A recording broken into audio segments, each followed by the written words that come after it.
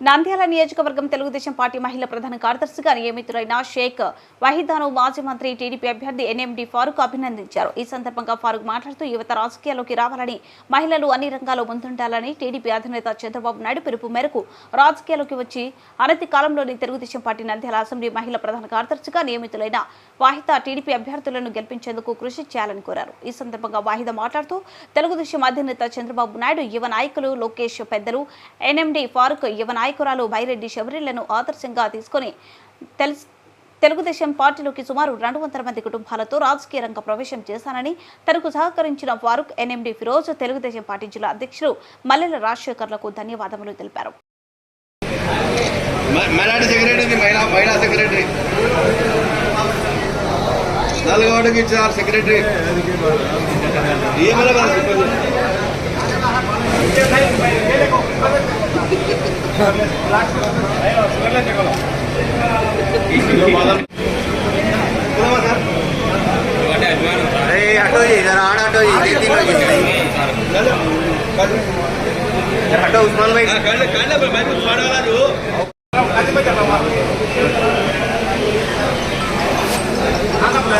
ఈరోజు నా మీద నమ్మకంతో ఎన్ఎండి ఫిరోజ్ గారు కానీ, అలాగే ఫారూక్ అన్న గారు కానీ నా మీద నమ్మకంతో ఈరోజు నాకు నంద్యాల జిల్లా ప్రధాన కార్యదర్శిగా ఇవ్వడం జరిగింది.